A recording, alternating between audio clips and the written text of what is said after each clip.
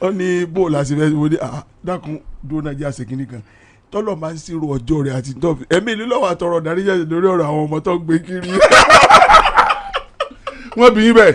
èmi bí bàbá yẹn mọ̀ yí ọ̀rọ̀ yìí. ṣé tó ní senior ni ẹni senior ẹjọ́ ẹ̀dá kò tẹ̀ ẹ̀dá mi nù ṣé ẹni senior ni. the funny thing ni pé mi ò tiẹ̀ sí industry school lẹ́bi pé wọ̀kẹ́ dàgádé. ẹ káwọn èèyàn kúlé kọ̀ọ̀kan. lẹ́ẹ̀kan sí mo kí wa I'm comrade Fẹ́mi Babalọ́lá Ọbagun akópàdé ni. Honourable Speaker. mo kí gbogbo àwọn tó ń gbọ́ wa láàárọ̀ yẹn wherever you are listening to the sound of our voice ọlọ́run ó bá mi dìyẹn mú àmì owó ṣọ̀pọ̀ ẹ̀ láyé o ṣùgbọ́n ẹ jọ̀ọ́ kí n tó release microphone yìí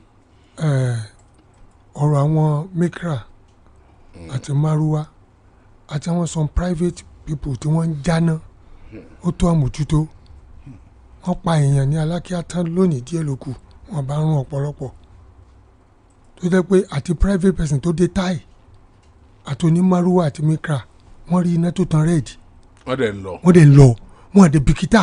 wípé tí máa tan green fáwọn míì. ó ti tan green fáwọn míì wọ́n bìkítà rárá èmi á rò pé there should be a very strict measure láti kọ́ ọbẹ̀ tí gọ́ọ̀mẹ̀ntì they will have media houses they have television station ẹni tán bá ti gbá wọn àárẹ̀ nẹ̀ ẹ jẹ́ kọ́ mọ̀ ẹ̀pọ̀ dànù làwọn eléyìí. bóyá kan ṣe tọ mobile court. mobile court wà pé irú ìdájọ́ tí wọ́n lè fún wọn ni pé kán tún irú àwọn eléyìí ẹgbálẹ̀ láti bẹ̀rẹ̀ ẹgbàdé mọ̀lẹ́tẹ́ fún bí ọ̀sẹ̀ bíi mẹ́ta kán gbé kámẹ́rà sí wọn pé ọ̀daràn làwọn eléyìí ẹ̀sùn community service ni o or fine ni o. wọ́n dehumanize wọn bẹ́ẹ̀. kò ní sí no. wọ́n gbálẹ̀. community service náà pé. wọ́n dehumanize. báwo ló yìnbó. what are you telling me. instead màgbọ́n ìṣẹ̀kọ́rẹ́ lómi lẹ̀ wọ́n. wọ́n fi wọlé wọn lọ́wọ́. tí wọ́n bá fi wọ́n sẹ́wọ̀n wọn dehumanize wọn sẹ́wọ̀n ti dáná ni sẹ́wọ̀n pẹ̀sùn apààyàn attempted murder. màgbọ́n ó dàbí ẹ pé òwò àgbà of community service. bó ṣe wọ́n mọ́tò yẹn wọ́n ti pààyàn. community service náà mọ́ fún ọ̀pọ̀lọpọ̀ nínú òyìnbó kan ṣùgbọ́n wọ́n lè ní ká lọ máa gbá hospital wọ́n lè ní ká lọ ṣiṣẹ́ ilé wọ́n lè ní ká lọ máa kólẹ̀ community service ní pé listen to me community service is a punishment for light offenders. ẹ rí ibi tí mo lọ a corporate manager of a corporate office tó jáná àwa fún lọ́wọ́. a corporate manager of a corporate office pẹ̀lú táyà máa gbọ́dọ̀ ẹ̀ kó jáná. tó jáná tó wà lawless. ṣé pé kò dáa. tó wà lawless. there should be another bóyá bíi fine lèmi jẹ́ ń wò pé. máa gbọ́ option of fine máa ń wà community service máa ń wà. What are you talking about? okay apk tó bá wù. no wọ́n lè má pè wọ́n lè compulsory community service fún. no pk tó bá wù ó ti dọ̀daràn you don't get it. mo ti get it. ó ti dọ̀daràn. tó bá pa àwọn èèyàn bẹ́ẹ̀ kọ́. corporate my foot a corporate officer. ó lọ jáná. kò ń ṣe corporate officer mọ́.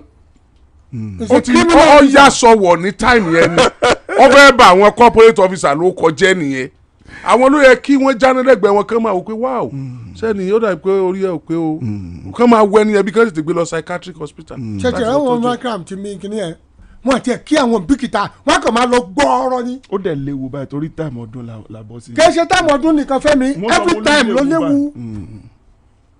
bàbá ìròyìn gan léwu. kí ló dé mo ló léwu báyìí. bẹ́ẹ̀ ṣe pé community service ní dehumanize yẹn ń dùn mí.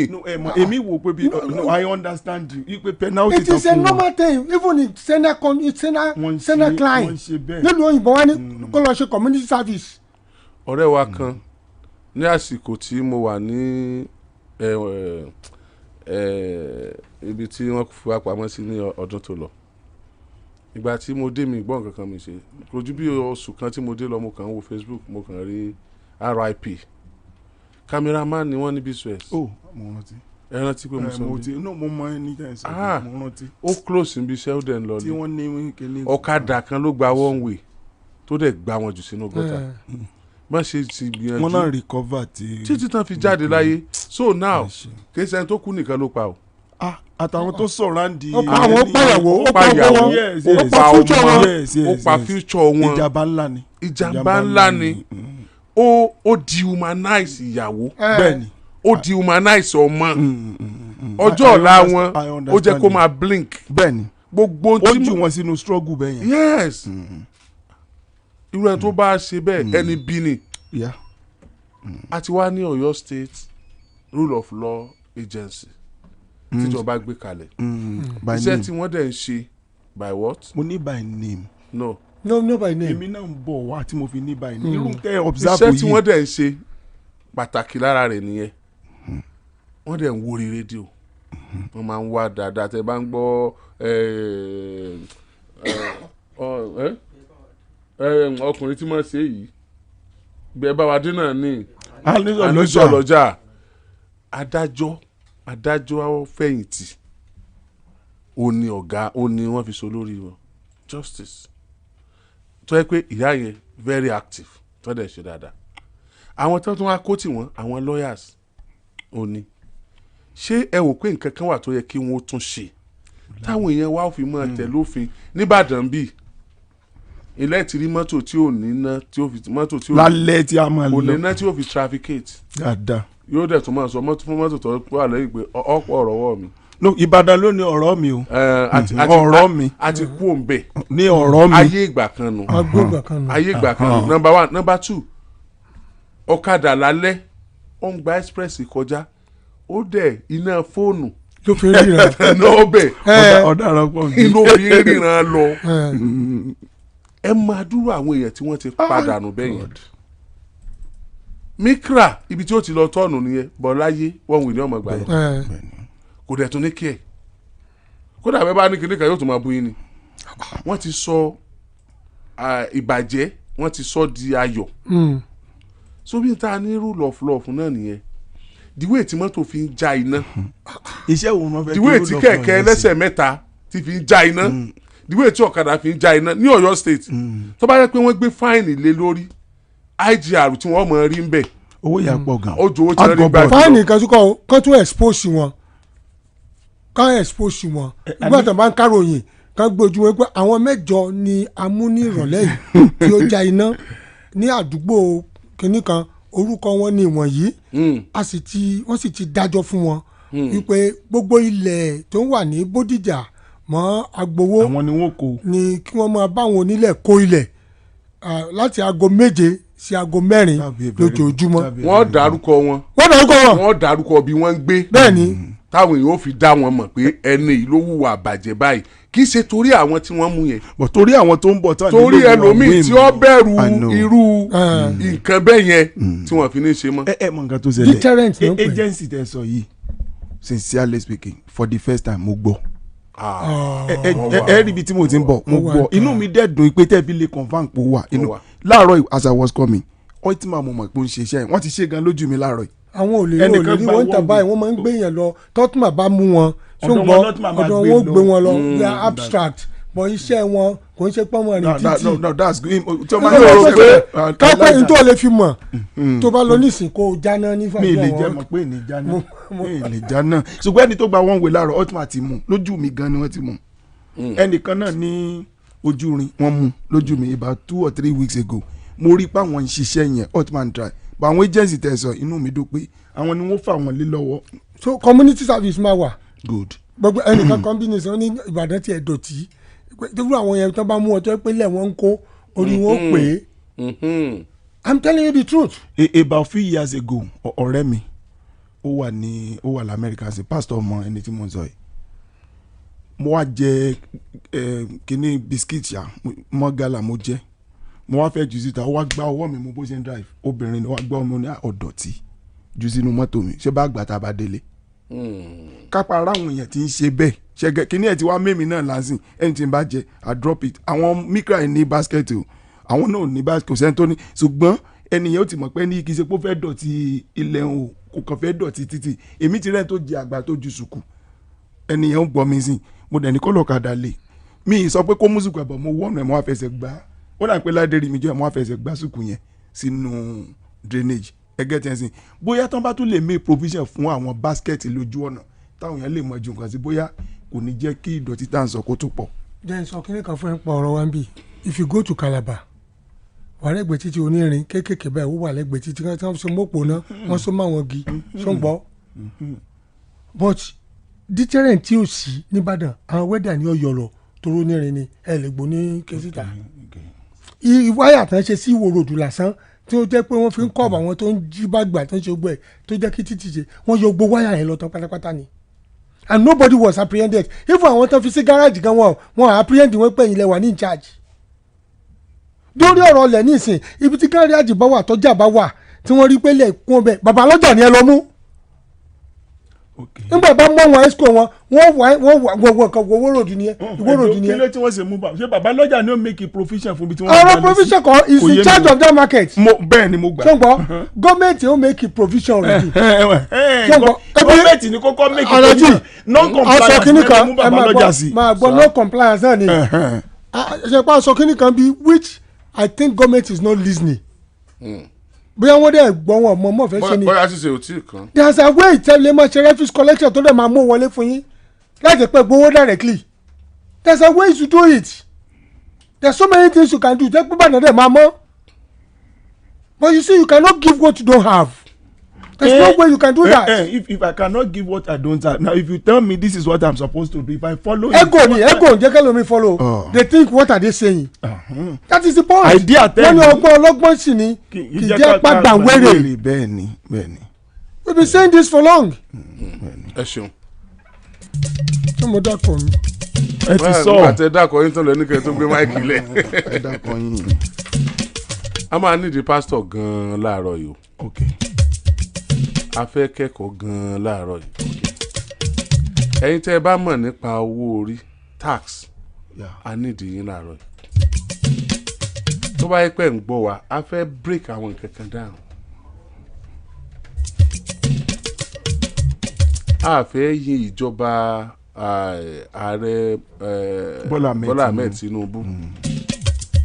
a fẹ́ yin wọ́n lórí ní tí wọn ò tí ì ṣe fún aráàlú àbí tí ò sí nínú pílánù wọn àfẹ́ overhype wọn àdẹ̀fẹ́ condemn wọn lórí aburú tí wọn ò ṣe ó wá wù wá ká mọ̀ nípa tá a fẹ́ sọ gangan ká fọ wẹ́lẹ́wẹ́lẹ́ torí pé àwọn èèyàn kan ti ń gbé ọ̀rọ̀ kan tí ó mú àwọn èèyàn mọ́ káyà sókè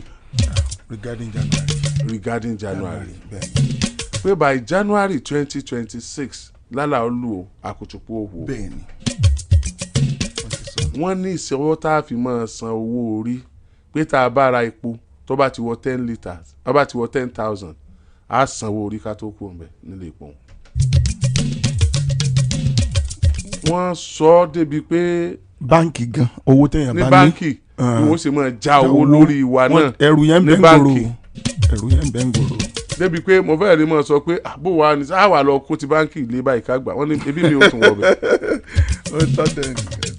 oríṣiríṣi àwọn ọ̀rọ̀ yẹn ní lọ́ ń gbòòrò mo sì mọ̀ pé ńgbà tí à ń sọ̀rọ̀ táàkì wọ́n fọwọ́ sí wọn ò fọwọ́ sí ní tí à ń sọ táwọn èèyàn ń sọ ńgbà náà ńgbà táwọn aróòkè ọ̀yá yarí ni pé nítorí ìtara wọn ni ní tí ó ṣàǹfààní fún Nàìjíríà náà yarí fún kí wọ́n fọwọ́ sí wọ́n sì ti fọwọ́ sí ó ti dòfin báyìí wọ́n ní ó bẹ̀rẹ̀ ní January kí ni kọ́ ọmọ Nàìjíríà ọmọ retí o ìrọ̀rùn ní ìdẹ̀rùn ní àbí ìdàkejì ẹ̀ èwo tiẹ̀ làbúrò pé ìdàkejì ìrọ̀rùn ní ìdẹ̀rùn ní àbí ìnira àbí ìfaranini ẹ̀rín ní àbí ìpayín keke ẹkún ní àbí ayọ̀ ìbéèrè yẹn nìyẹn ẹ tó bá mọ̀ nípa ọ̀rọ̀ owó orí dáadáa tax expert tí gọ́ọ̀mẹ̀ntì sọ pé àwọn fẹ́ ṣe tí wọ́n láwọn fẹ́ ṣe tax expert bàbá asatijẹ́ ẹ̀ta somebody call me from overseas ó ní ẹ̀sìn kú àmójúbà ìnira ń já bó ṣe sọnù.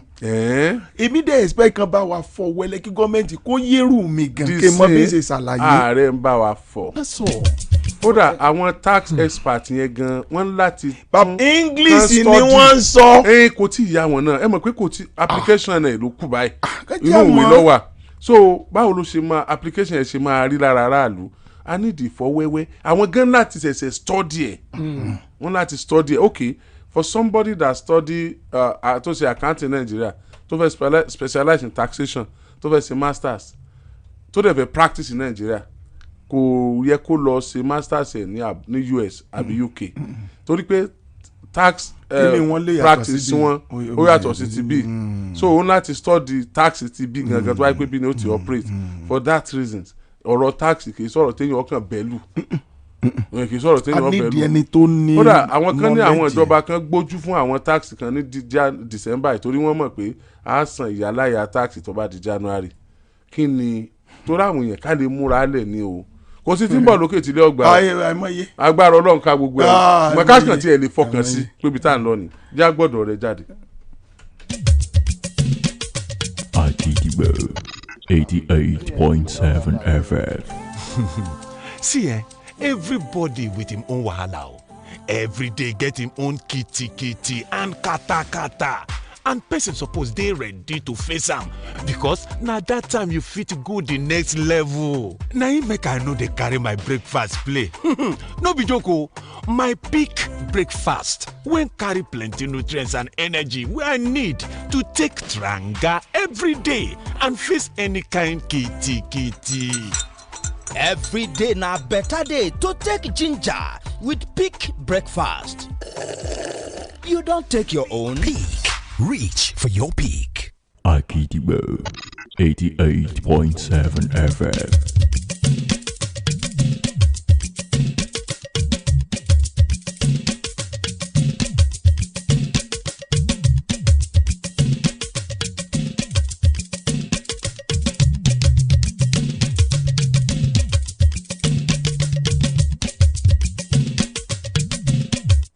Bóyá kí àwọn àjọ Ultima kí wọ́n máa gbọ́ wa. Good morning Alhaji and comrades. Please sir, we need Ultima in express this morning. Where this morning? This thing happened to me just of recent. I wanted to cross the express. One Okada man taking express just cleared me. Only God saved me. Wow. Àmọ́ express iwájú ṣé láti toll gate sọ́jọ́ ni àbí ní Bombe ẹ wà specific so that àwọn Ultima àwọn lè concentrate lórí ibẹ̀. In all honesty ìgbà tí Ultima ò ṣe dáadáa ń jẹ́ òní aṣọ o ṣùgbọ́n ká mọ̀ parọ́ Ultima ń ṣe dáadáa báyìí. àní as at this morning wọ́n sì ṣe lójú mi jẹ́ nípa àwọn try. àwọn Ultima yẹn já ti ná kí lè túmọ̀ ìbò kí lè bò rẹ̀ ná ẹ ṣáàjà kún ẹ̀ lọ́tìmá náà. àwọn ṣe mọ́kọ̀ wọn mọ́kọ̀. Ọ̀yọ́. ṣe fẹ́ òkè Ọ̀yọ́ State Transport Management Agency Ultima wọ́n ṣe dáadáa ẹ ṣe gan ni keep it up mo kí the kí ni wọ́n manager GM mo kí GM Ultima Mr. Adeoye ẹ kú iṣẹ́ takuntakun à ń rí ọwọ́ yín àjẹ́ríṣẹ́ yín láàrin ìgboro ní agbára Ọlọ́run ọ̀rẹ́ mi Anísọ̀lọ́jà yóò fún yín ní lẹ́tà bọ́dún ṣe dé yìí a nílò yín lórí ètò wa lọ́jọ́ sátidé kẹ́ wá ṣàlàyé àwọn tẹ́ ń kojú àtàwọn tẹ́ expect látọ̀dọ̀ àwọn èèyàn ní inú ọdún bọ́dún ṣe dé yìí ẹ ṣeun. gẹ́rẹ́gẹ́ láago 10 àárọ̀ lù láti iléeṣẹ́ rédíò àgídìgbò 88.7 FM Ìbàdàn lọ gba káàdì ìdìbò rẹ. Honourable Speaker kọ́mi fẹ́ bá lọ́la ọ̀dọ̀ Honourable Speaker láti bẹ̀rẹ̀. ṣe rí the issue of tax ó jẹ́ nǹkan tí ìjọba tí wọ́n rí lẹ́lẹ̀ lórí jù fún ìdàgbàsókè àti ìlọsíwájú. ọ̀rọ̀ owó orí à ń pè àwọn kan ní direct tax àwọn ètí àwọn èèyàn máa ń yọ lórí salary tàn gbà ní o lórí iṣẹ́ wọn lórí gbogbo ẹ̀ o àti àwọn tó ní businesses wọ́n pè ní direct tax.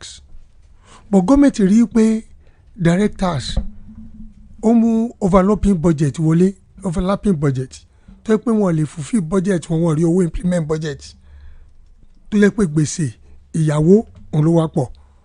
so government wa introduce indirect tax na wọ́n introduce yìí ó wá jẹ́ ohun tó jẹ́ pé ó mú ìnira tàbí tó lè mú ìnira wọ ayé àwọn ènìyàn. ṣùgbọ́n ẹ jẹ́ ká kọ́kọ́ wo kí ni tax gangan fún rẹ̀ torí kó ba lè yé àwọn èèyàn tá a bá bẹ̀rẹ̀ sí sọ. tax jẹ́ owó orí ètí àwọn ènìyàn ń san sí àpò ìjọba fún ìdàgbàsókè àti fún ìjọba láti lò ó fún ìdàgbàsókè àwọn èèyàn tó ń san. ìtumọ̀ ẹ̀ ní pé bí ẹ bá san tax níbì kan ẹ gbọ́dọ̀ rí nǹkan tán fi tax yẹn ṣe ẹ gbọ́dọ̀ rí ìtumọ̀ tax yẹn owó orí yẹn ẹ sì gbọ́dọ̀ rí wípé àwọn tí ẹ san fún wọn ń lò ó bó ti yẹ kí wọ́n lò ó láì jẹ́ wípé a ò rí ibi tí ó ń bọ́ sí tàbí igba two òní tax yẹn lówó orí yẹn lọ. Now ṣe wá rí ìjọba tó wà níta yìí wọ́n rí pé implementing the budget àti direct tax tán gbà kò mú owó wọlé tó gbèsè overlapping budget dẹ̀ wà tó jẹ́ pé kán máa ya owó àwọn pé kí ló fà á n tó fà á ó ní corruption and mismanagement. Ṣé wá rí when taxes are mismanaged ṣe ráwọn tó lówó jù ọ̀pọ̀lọpọ̀ àwọn tó ń gba contract tó lówó jù yẹn ọ̀pọ̀lọpọ̀ ò kí ń san tax àwọn tó ń san tax jù ṣé ń gbọ́ sà ó ní àwọn civil servants. Most people tán lówó gbà wọn bá fẹ́ gba contract náà máa lọ sáré ṣe tax clearance irọ́ láti gba contract jáde after that nothing comes to government again and the more you earn the more you have to pay. Nílùú òyìnbó tẹ́ bá rí Britain tẹ́ bá rí America ẹ wo rú àwọn USA nísìn wọ́n lé àwọn ọmọ kan lọ sí school nǹkan kan bẹ́ẹ̀ táàkì òun náà fi ń fún àwọn míì tó ń lọ school tẹ́ fi pa àwọn míì ò sanwó gbogbo wọn ló ń sanwó taxation táwọn èèyàn ń san ní sẹ́rí kò sí tó free tẹ́ bá gbé pé wọ́n há oúnjẹ ọ̀fẹ́ ẹnìkan ti sanwó fún un. So taxation is very important. Wọ́n pè nìkan ní tó kọ the prodigal son Jeffrey Archer. Is it Jeffrey Archer? Yes, ara àwọn lords ní UK ni ṣẹ́ǹgbọ́n tó kọ the prodigal son tó kọ Canaan níbẹ̀ ara àwọn lords ni kò san tax lórí àwọn ìwé ẹ̀ he was imprisoned for 7 years. Ara àwọn lords dẹ̀ ni ara àwọn olóyè tí kún ìgbé kínní lé lórí bẹ́ẹ̀ tó ń pè ní lords.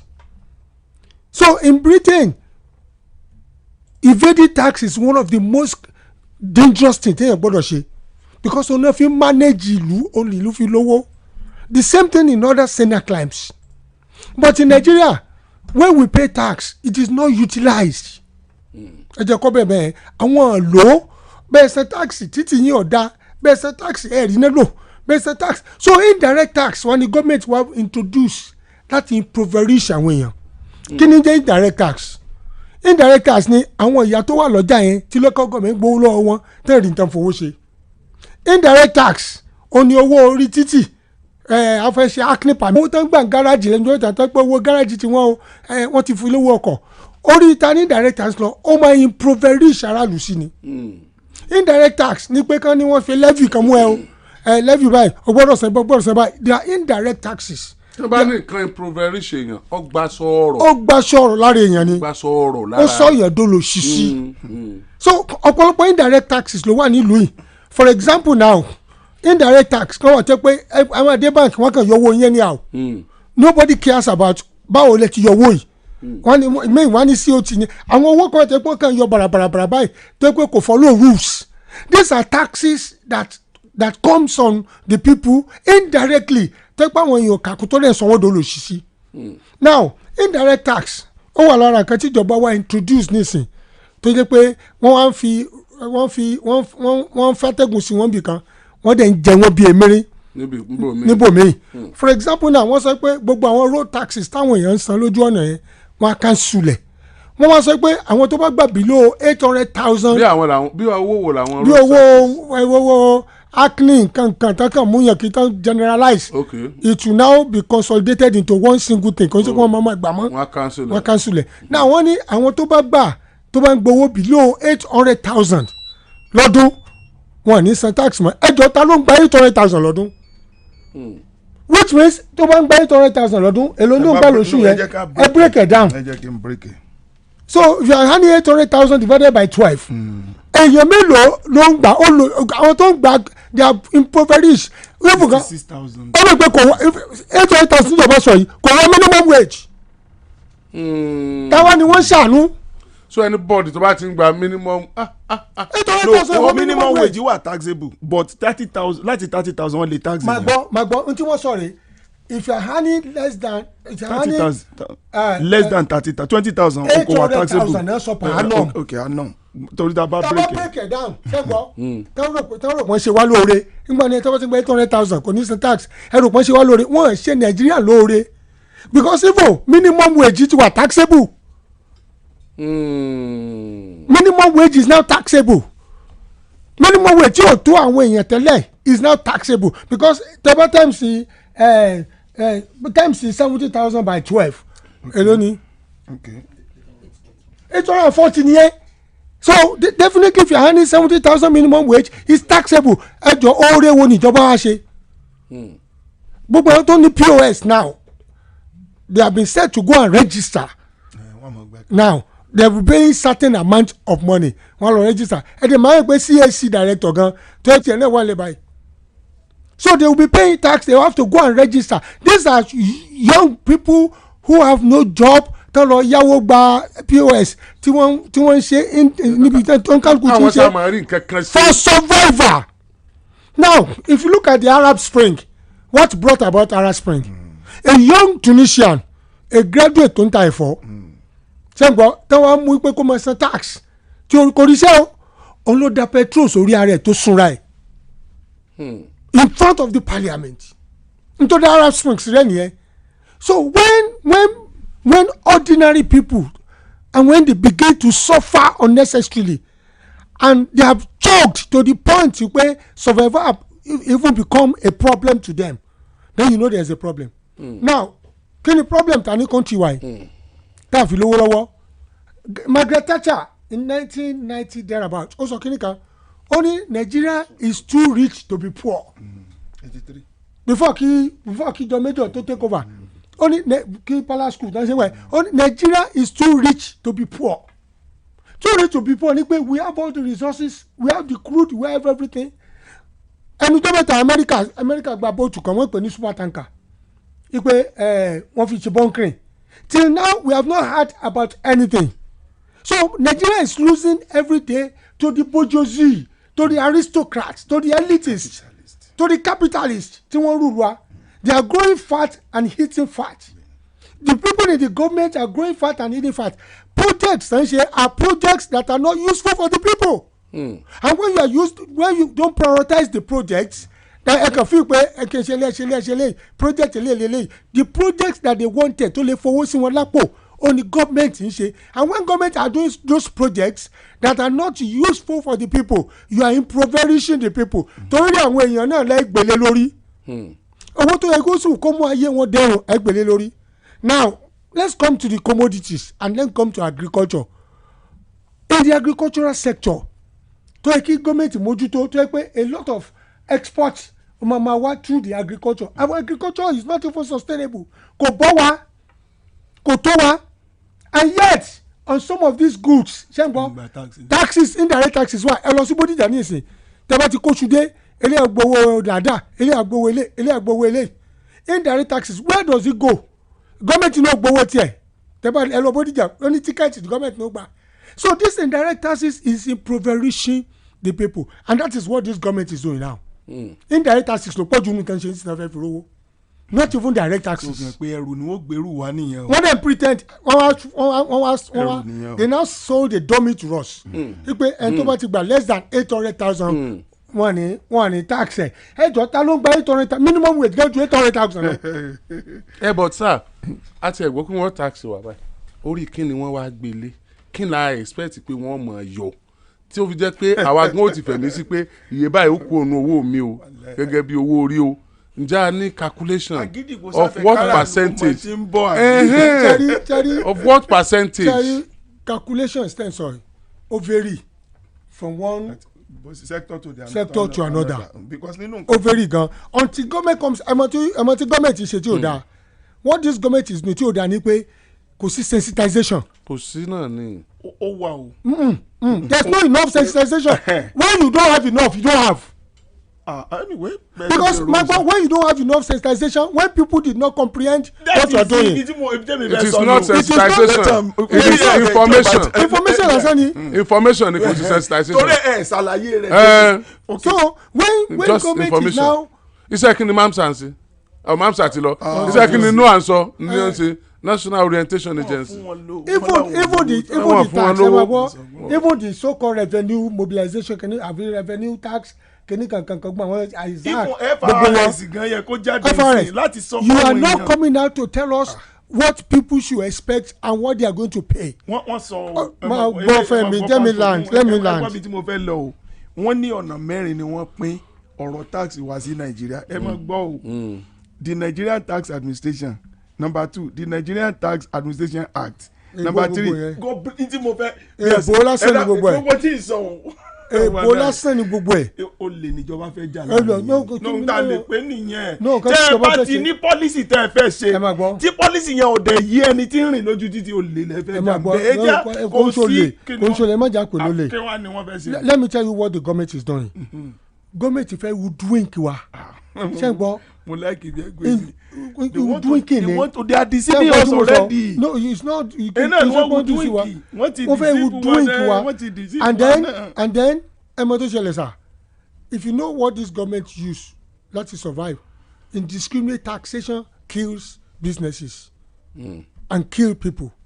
Indiscriminate taxation. SME àwọn small medium enterprises they will be affected. so gbogbo tẹ́lẹ̀ fún àwọn èèyàn pé as caveat bí as palliatives bí o ṣẹ́gun ẹ ti gbà somebody else. educating nígbà tẹ́ sọ fún àwọn students nísìnyí pé ẹ fún ní student loan ṣẹ́gun net fund wọ́n dá padà o but the university fee ó wá increase sí. But government wò pé wọ́n ti ní alternative. But alternative kan you are impoverishing the people in a way tẹ́ ẹ fẹ́ kan suspect. Onímọ̀ àmà fún yín lówó school fees o ẹ wá increase owó school fees àwọn tó wà federal universities from 20-something thousand to 90-something thousand to 150,000. mo ń bọ̀ ní wọ́n ti di bákan náà àti private àti kẹ́ni gbogbo wọn ti. So they have no control over iye tí universities ń san ẹ̀dẹ̀lẹ̀ ẹ fún wọn ní kìíní máa gbọ́ fẹ́mi single treasury account ni wọ́n lò ó ti wà bẹ́ẹ̀ o. ẹ̀bọ̀ wọ́n ní kan water sector tí wọ́n lè ẹ̀bá kan láti fi rówó. ibi tán ní kan fẹ́ look at UI ní what is called business venture UI ventures wọ́n ní gbogbo wọn wọ́n lówó bẹ́ẹ̀ wọ́n fi maintain certain things so but we are talking about direct thing tó ń ṣẹlẹ̀ gangan the school fees children are paying and yet they increase and yet now. So infrastructure increase go to these universities go and look at the infrastructures there's nothing to write home about now infrastructures suffering still persist in tertiary institutions every time I go law school láti dọ̀ tí wọ́n ṣẹ̀ṣẹ̀ lọ school ní ìsìn àwọn medical àbí nǹkan ní látọ̀tì kẹ́sẹ̀ lọ so what are we not talking about so this thing is not reflecting our daily life ẹ mọ̀ tí tax máa ń da tax máa ń da tẹ́ bá rí result yẹ. Tax man da tó bá reflect in your life. tax man da tá a bá ní ìjọba olódodo tó ṣe olódodo síra rẹ̀ tó sì ṣe olódodo sáráàlú. ẹ ṣe tó yí pé owó tí ń wọlé yẹn ń na ní ọ̀nà òdodo judiciously fún aráàlú láti benefit. níbi tí wọ́n ti ń sọ fún wa pé tax yìí wọ́n tún máa ń ṣàyẹ̀wò iṣẹ́ tí àwọn èèyàn ń ṣe bí iṣẹ́ rẹ̀ bá fẹ́ ní problem wọn á máa ràn án lọ́wọ́. Can I tell you something? Tell us sir. If you are in UK ṣe ń gbọ́ mi tí ẹ bá apply to government pé fẹ́ dá business lẹ̀ bank àwa ṣe survey irú business yẹn proposal yẹn wọ́n dẹ̀ fún yín ní moratorium bíi 5 years tán nígbà tax ṣe gbọ́ wọ́n á máa monitor yín wọ́n wò pé what do you need ẹ mọ̀ tó fi ṣe bẹ́ẹ̀ because of the ripple positive ripple effect tó máa ní kí ni positive ripple effect yẹn tó bá maintain business yẹn amu social vices kúrò lù wàá gbà àwọn èèyàn ṣiṣẹ́ unemployment àṣẹ what is the yardstick tí gọ́ọ̀mẹ̀ntì wọ́n fi ń judge unemployment wọ́n ní iṣẹ́ tí wọ́n ń ta ẹ bèrè pé ṣàlówó ẹ̀ ń ta iṣẹ́ ọ̀kadà iṣẹ́ POS iṣẹ́ coupon iṣẹ́ gbogbo ẹ̀ ṣé irú iṣẹ́ táwọn ọmọ tí wọ́n ń ṣe nìyẹn. a first class honour University of Lagos. so n ta ní níbí ṣé n gbọ́ is what is called malemployment. Ọ̀la ní níbí malemployment ni we don't have employment. So nǹkan tó gọ́ọ̀mẹ̀ntì ṣí malemployment is malemployment. Employment, underemployment and malemployment. Àwọn kan tẹ́ fi pọ́n ṣiṣẹ́ when a graduate is now earning 40,000 àwọn private schools tó ti teach that's 21,000 fún that is absolutely underemployment. wọ́n jẹ́ bí ọ̀pá mi náà. wọ́n jẹ́ bí ọ̀pá ebi yẹn wọ́n pa wọ́n because àwọn yóò rí tó ń jáde nù lẹ́yìn. ìṣẹ̀rẹ̀lùwẹ̀ ní kéèyàn lè wá ń jọ kejì. ó dẹ̀ ń gba 21,000 ẹ lọ wo gbogbo àwọn private schools tó wà ń ta ètò san pátápátá lọ san 30,000 wọ́n dẹ̀ lọ́wọ́ yẹn látàrọ̀ jù rọ̀lẹ́. a tún máa lọ́nu holiday. wọ́n tún máa lọ́nu holiday. if o happen ni. ẹ wá give you excuse pé owó táwọn LIU ń gbà pọ̀ owó tí ìjọba ń gbà pọ̀ because orí àwọn student dẹ̀ ló ń lọ. bẹ́ẹ̀ni. gbogbo ló ti increase owó tẹ́bọ́dà dọ̀dọ̀ I know some that tells me pé àwọn tí gọ́ọ̀mẹ̀ntì gbà lọ́wọ́ àwọn ti pọ̀ jù apart from the direct one tán san indirect one tó pọ̀ lọ́dọ̀ àwọn tó wọ́n supervise lọ́dọ̀ àwọn tó wọ́n wọlé ìwé. ok àwọn èèyàn wà nù. pastor comrade wọ́n ti simplify ẹ̀ fún wa ń bí On the pastor, that is not how it works, sir. If you are collecting 840,000 per annum, it is not taxable. 800,000. But if you 840,000 per annum, it's not taxable. But if you earning per annum your earning per annum is 840,000, what they will tax is the 40,000 naira. tó wà lórí owó tó wà lórí 800 yẹn. wọ́n ní tax 800 40 yẹn. wọ́n ní tax 800,000. 40 yẹn náà máa tax. ẹjọ kí ni ìyàtọ̀ ló wọn sí. no ìyàtọ̀ kọ ẹjọ bóòlù yẹn ṣe lè believe kí ni ẹjọ understand internet yìí kọ I love it so much bóòlù yẹn ṣe lè believe it. No, it's workable. torí pé owó yẹn ti exceed iye tán sọ. so 40 yẹn ni wọ́n wà. tó fi exceed yẹn náà máa dín pẹ̀lú.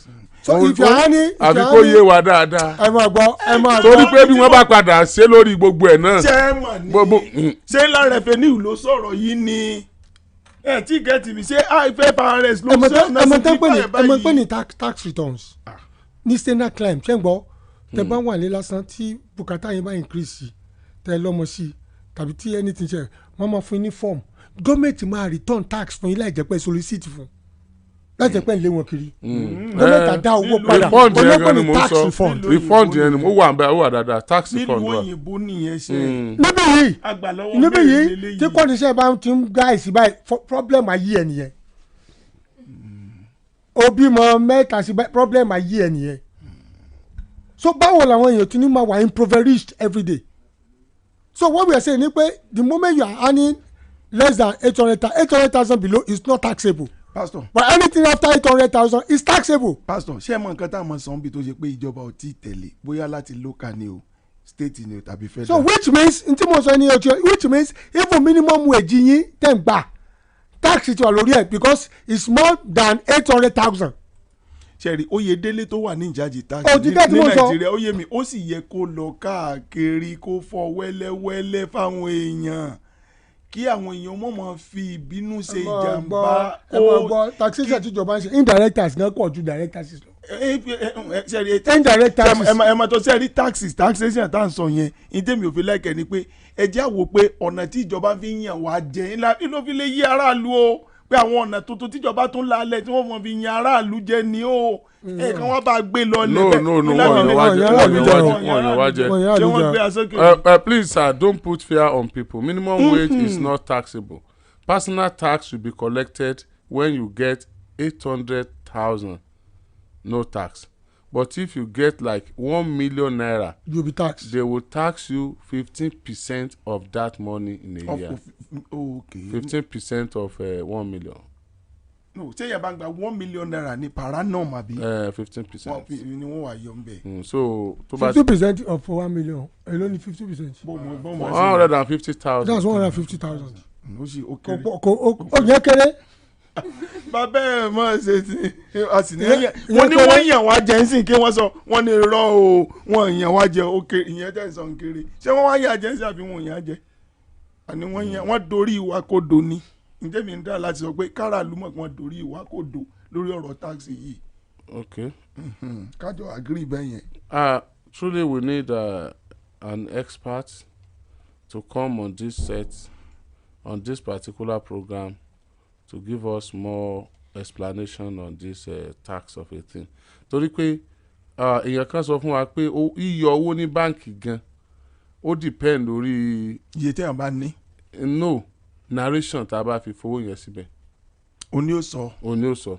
Okay. wọ́n ní àwọn narration kan wà tán ní yọ owó lórí ẹ̀. irú àwọn wo. ẹ bá sọ pé. owó school ọmọ. no mi ò sọ bẹ́ẹ̀ o. irú èwo. wọ́n sì ẹ tó sẹ́ǹdẹ̀ lẹ́ẹ̀kan ẹjọ́ ẹ sẹ́ǹdẹ̀ sí wa padà. kó wá bá a ṣàlàyé irú èyí tí wọn ò ní yọ owó. My concern is 30% on CGT, capital gain tax. How sure are you that your investment in shares, bonds, options, real estate will return above 30% for you to earn the spread? Ṣé rí pé it's technical ọ̀rọ̀ tax wà technical gan. ó lè díẹ̀ ṣe èmi ìbá níbi tax expert kan. Taxation is we rob Peter to pay Paul. olè náà níjẹ́ bẹ́ẹ̀. olè kan ma gbọ́ we rob Peter to pay Paul. And you see the high earners ṣe ń gbọ́ àwọn náà take care of the low earners. bẹ́ẹ̀ni. In a good taxation environment. The high earners take care of the low bó ṣe yẹ kó rí nìyẹn. ṣe understand tí mo sọ ṣe. So and most of these taxes must reflect on the welfare. Socio-economic development of the people. It must reflect on education. It must reflect on hospitals. Okay, you are paying this tax. Kò sóògùn lọ hospital. Kò sí gbogbo ẹyin lọ́wọ́ kan yín ẹ̀dànù ni. Kò sí anything bẹ́ẹ̀. ọ̀tọ̀ tó ní inú ọ̀tọ̀ lágùtẹ̀ yìí wọ́n lágùtẹ̀ jẹ́ kọ́kọ́ wò farabalẹ̀ náà. ọ̀nà ń jà wà lórí ẹni lò. Primary health system is not even working. Pastor, tíjọba bá ti fẹ́ ṣe policy tó ṣe pé wọ́n fẹ́ rí owó sápò ara wọn wọ́n wá máa lo àwọn nǹkan kan tó ṣe pé wọ́n fi máa mop owó kù ní society. No, I mean, I don't want to believe that. Ó yẹ ká san tax. Mi sọ pé ká máa san. No, mo mọ̀. Tax is a must. Mi sọ pé ká máa san. Okay. Ètò ẹ̀ sọ ni pé ká rí reflection, a positive reflection. Tàbá sọ ká rí positive reflection ní society. I agree on that. Tẹ́ bá dẹ̀ fẹ́ ṣe nǹkan ní UK, tax ID yín wà very important. Bẹ́ẹ̀ni. Níbẹ̀ yẹn. How many of us ló ní tax ID bí? National insurance national insurance NI you have to have your NI. a ní bí TIN làwọn ń pè tí wọ́n ń bí. TIN tax identification number. ṣé ẹ mọ tọ̀dọ̀ yín tax ID yín. lẹ́yìn pé mo kàn wọ́n ń gbowó mi lóṣooṣù. so fine wọ́n yọ. gbogbo èèyàn ló gbọ́dọ̀ lọ ní tax ID báyìí. TIN how do we get it? ibo ni wọ́n lọ. owó ni wọ́n tún fi gba tax ID. ẹ sì ní wọn ò yàn wá jẹ ó níyẹn o ẹni wọn yàn wá jẹ ní wọn gbèrú wa. owó ni. ọmọ kan lọ bẹ̀rẹ̀ lánàá tó sọ fún pé tó lọ ṣe POS tó ní 35,000 everything. tax ID. bó lẹ ṣe wá sọ fara. wọ́n lè sọ pé wọn gbọ́dọ̀ mọ̀ mú wá báǹkì báyìí. TIN àbí. bẹ́ẹ̀ ni by January o lè má lè gbowó ẹ̀ tó wà nbẹ̀ o lè má lè open account mi o lè má lè operate account ẹ̀ láì mú tax ID. àìbá ti jẹ́ lo Yorùbá tí ó yà àwọn èèyàn wípé ṣé wọ́n gbèrú wa ní mí ni. wọ́n gbèrú wa. tax is important and tax is compulsory. I know very well tax is ṣùgbọ́n important. irú tí nǹkan fẹ́ fún ọ yẹn tó tún gbogbo. tí ẹ bá ṣe bí ṣẹlẹ́dà bí NIN táwọn èèyàn ń gbowó lọ́wọ́. ẹ bá ṣe bí káàdì tàbí ń dìbò ẹ̀yin ẹ̀ lọ gbà kan fún mi. ǹjẹ́ FIRS lè wá feature lórí program. no yaba ní ká lọ bá PRO wọn á lọ bá náà. ẹ jọ do that for us. a ti ń ràn yín sí PRO wọn déètì tí wọ́n wà nìkan àwọn náà ti ń gbọ́n sí. déètì tí wọ́n wà nìkan fún wa láti wá ṣàlàyé fún wa. ṣé owó tí yẹn ó yẹ ká san owó ká tó gbà ní àbí àwọn kan gbà àwọn èèyàn tí ò bá yẹ ká san owó bòlè yóò ṣe rí gbà then tax yìí gangan kí ni káràlú expect because you know we are not trying to. kì í ṣe pé èèyàn fẹ́ dojú kọ jọba ṣùgbọ́n a fẹ́ kí àlàyé kìíní yẹn kó sàn sílẹ̀. we are not trying to create fear. no. a fẹ́ dẹ́rù baraàlú. ṣùgbọ́n a fẹ́ káràlú tí àkókò ní choice. ká ní òye àwọn tí wọ́n ti ṣe tá a bẹ̀rẹ̀ ó ti wọ òfin a san náà ni ṣùgbọ́n a gbọ́dọ̀ mọ kí n la san. owó tẹ́ gbà lọ́wọ́ mi mo gbọ́dọ̀ ní understanding. direct taxes the government introduce they are wonderful things but the indirect taxes is killing people. bẹ́ẹ̀ni mo agree. indirect taxes is killing people. èmi agree pẹ̀lú yín ṣùgbọ́n bí tẹ́mi sọ ni pé bẹ́ẹ̀ ṣe sọ good kan wá ṣàlàyé rẹ̀ pé yín tó jẹ́ ká gbé báyìí ká gbé báyìí. ó dàbí ìgbà kan tó ń gbowó signboard local government tó gbowó signage the state government tó gbowó signage how many times do you want to pay that. so etí ó nísìnyí àwọn kan wà tán ní san tax o. bẹ́ẹ̀ni ẹ tó bá yẹ pé gbogbo owó tó ní lọ́dún kò bá tó yẹ àmọ́ kọjá 800,000 kò ní san tax ṣùgbọ́n àtòṣìṣẹ́ ìjọba àtẹ̀tẹ̀ òṣìṣẹ́ ìjọba ni o ṣùgbọ́n tó wù ẹ́ bá ti wá kọjá 800,000. eléyìí tó fi kọjá yẹn ni wọ́n wá tax yẹn lé lórí. nítorí bá fi kọjá yẹn ni wọ́n gba 15% lórí ẹ̀ irú oní 1 million kan yẹn 200,000 tó léyìn ni wọ́n máa gba 15% lórí ẹ̀ not the whole 1 million. Yes, exactly. So that's fine. ṣé wọn kò yé wa bọ̀ díẹ̀ báyìí. Now bó ṣé báńkì ni ó wàá yọ direct ni àbí a lọ san fúnra wa àbí no ṣẹ́rí ìdí. yàrá ni yíyọ direct. baba àwọn tí ó jẹ́ pé they are not getting direct payment but it behoves on everybody to be honest. Pastor.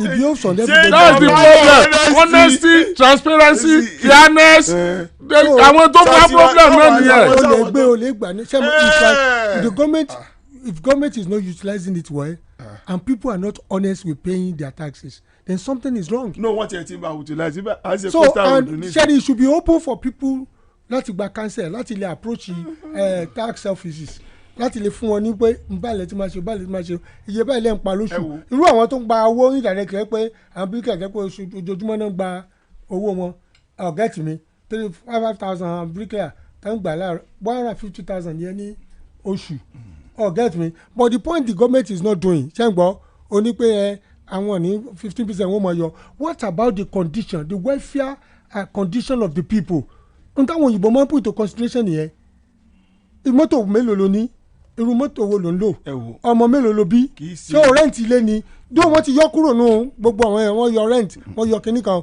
but these things has to be explicit ṣàgbọ́ tí wọ́n blanket ní tax fẹ́ máa yọ blanket tax ni. èmi ìbá ní ká mú kíní mọ́ ẹ jẹ́ kí. àwọn èèyàn náà kì í san tax ẹ mélòó ló ń san tax. àwọn FRS ọ̀dọ́ wọn. are we encouraged to do that?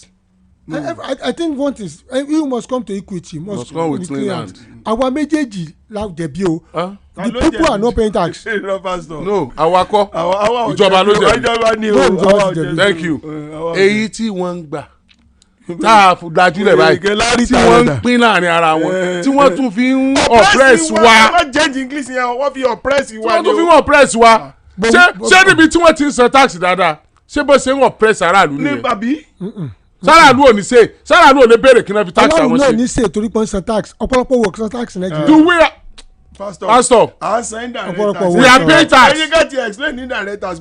pastor before now láti san tax tá a lẹ́nu fún tax tá a san ojoojúmọ́ ẹgbẹ́ iná wa ẹ fún wa ní band A band B band kìíní kan without our consent kí lè fi tax wa ṣe ẹ fowó kún owó epo ẹ yọ ẹ sọ tára àdùn benefit lára ìjọba náà níbi ìdọ́dọ̀ wa ń bì ẹ sọ tára àdùn benefit ojú títì wo ni ṣé ẹ má lọ ọ̀fẹ́ síbàdàn ẹ sọ tára àdùn benefit lára ìjọba ẹ sọ fún wa ṣé n sọ fún yín tára àdùn benefit operation suppression impression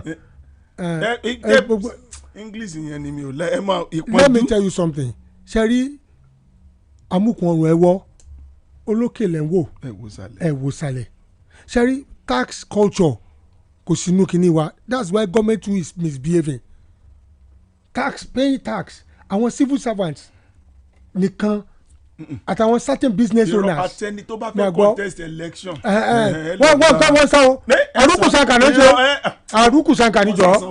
wọ́n sàsàn kankan. wọ́n sàsàn kankan. àrùkù sanka kankan tọkọsán lọgbà lábẹ́ igi. àní wọ́n sàsàn kankan wọ́n sàn kankan o.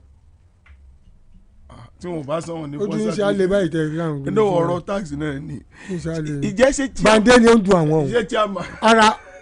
ara bi tán ti ń rí ipò off nìyẹn how can you force ẹ jẹ́ sọ nǹkan mo lọ báǹkì mi jọ kan máa dárúkọ báǹkì yẹn kí n tó sọ̀rọ̀ kan ẹ má dárúkọ ẹ má gbọ́ mo lọ sí báǹkì mi jọ kan ẹnìkan send 10,000 sí mi ṣé ń gbọ́ n bá ní kọ́ mo lọ gba 10,000 ọmọ ní òsín kankan bẹ́ẹ̀ mọ́. o ẹ ti jẹ ọmọ rẹ rẹ ti jẹ pé. bẹ́ẹ̀ni sọ̀nà nígbà ní òsín kankan bẹ́ẹ̀ mọ́ I now went to the bank ṣé ń gbọ́ nígbà ní àwọn upgrade account mi ní sí premium mo ní wọ́n di o ẹ̀yin àti talẹ́jọ́ sọ tí mo bẹ̀rẹ̀ ní upgrade.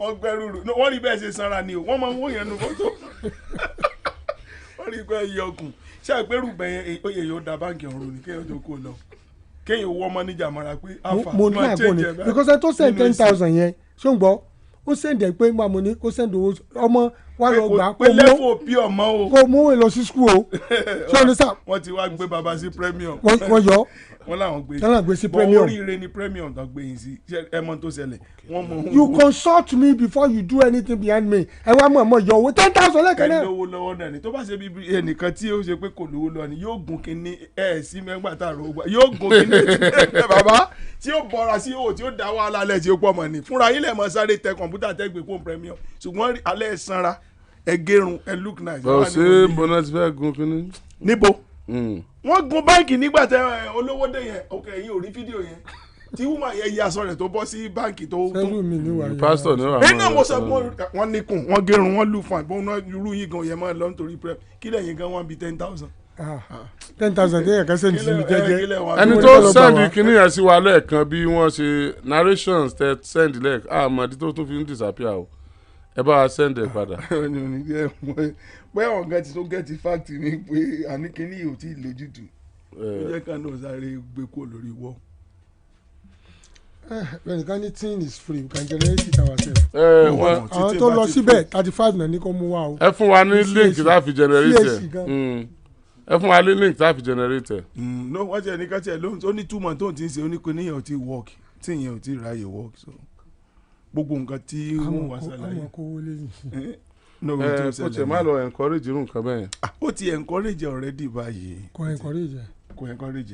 Government will still come out to speak well about taxes. We are inviting them, let them come and say it.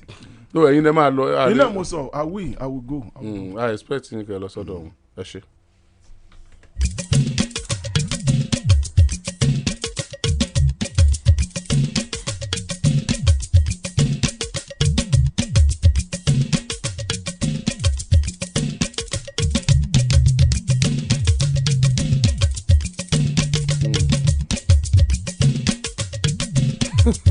ìyẹn ní pásítọ̀ mẹ́tì 10 million ọ̀rọ̀ wò.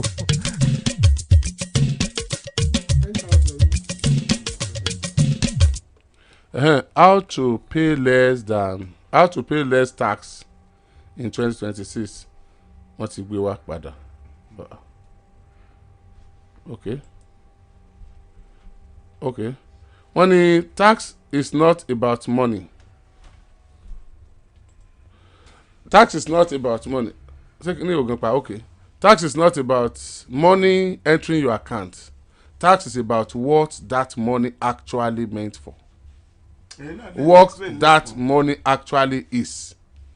If you describe money wrongly, it may look like income and you pay more tax. If you describe money wrongly, it may look like income and you pay more tax.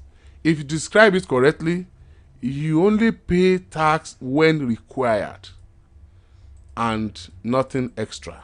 Show you how you can use description to minimize tax legally. Simple description you can use legally. 1. Money that is not income, no tax. Use this when the money is not payable for works or business. Situation description to use. Number 1.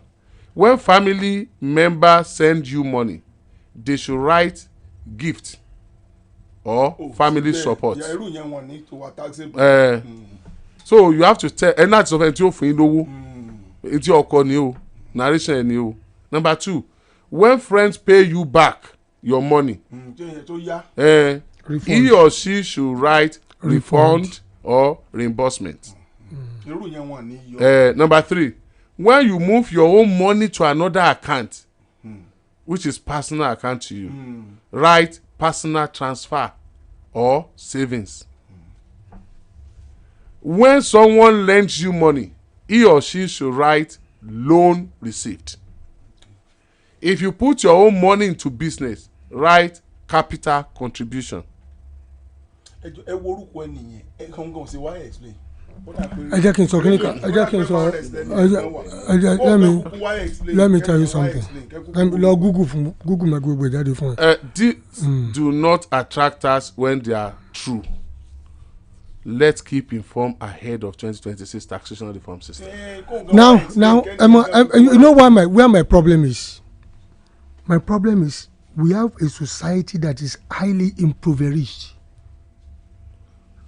A society that is running and gunning for survival. A society the future is bleak. A society tó jẹ́ pé lawlessness and criminality ló characterize it.